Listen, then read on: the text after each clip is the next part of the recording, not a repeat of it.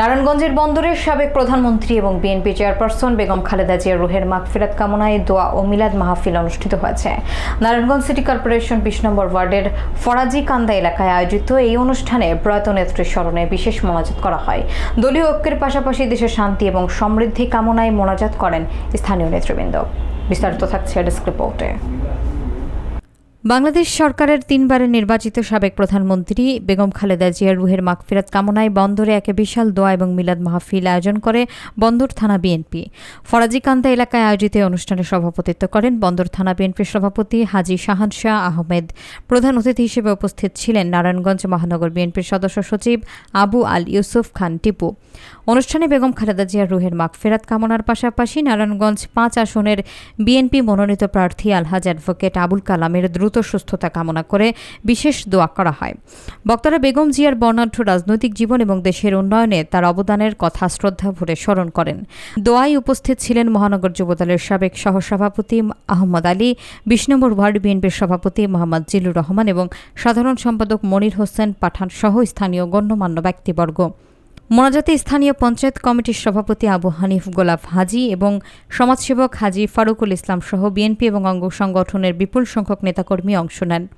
দোয়া ও মিলাদ শেষে উপস্থিত সকলের মাঝে রান্না করা খিচুড়ি বিতরণ করা হয়। স্থানীয় রাজনৈতিক নেতৃবৃন্দ এই আয়োজনের মধ্য দিয়ে দলীয় সংহতি প্রকাশের পাশাপাশি সাধারণ মানুষের সাথে মতবিনিময় করেন। আমাদের দেশনেত্রী বেগম খালেদা জিয়া কিছুদিন আগে ইন্তেকাল করেছেন, তার দোয়ার জন্য আমরা মিলাদ মাহফিলের আয়োজন করেছি। আপনারা আমাদের দেশনেত্রী বেগম খালেদা জিয়ার জন্য সবাই দোয়া করবেন, আল্লাহ যেন ওনাকে ব্যবস্থা দান করে। এই দেশের জন্য অনেক কষ্ট করেছে, জেল করে খেটেছে।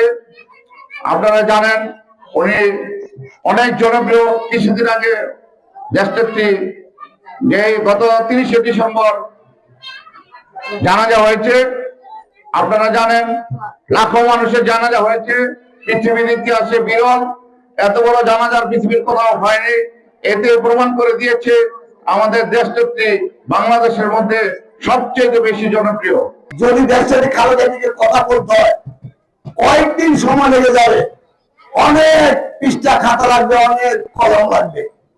গুলি করে নৃশংসভাবে হত্যা করলো, তখন দেশের জনগণ বলেছিল যে বিএনপি হাত ধরেছে, দেশের নেতৃত্ব দিলকে। তখন ১৯৮২ সালে এই দেশনেত্রী খালেদা জিয়া সামান্য জীবন থেকে রান্না বান্নার কাজ ছেড়ে উনি বিএনপি হাল ধরেছিলেন, রাজপথে নেমে এসেছিলেন। ২০২৫ সালের মৃত্যুর পূর্ব পর্যন্ত উনি বিএনপির চেয়ারপারসন ছিলেন। ১৯০৪ এরশাদ সরকার বিরুদ্ধে দীর্ঘ ৯ বছর আন্দোলন সংগ্রাম করে আপসহীন উপাধি পেয়েছিলেন। কোন অপশক্তি, কোন শরীর শাসকের কাছে উনি মাথার মতো করেননি।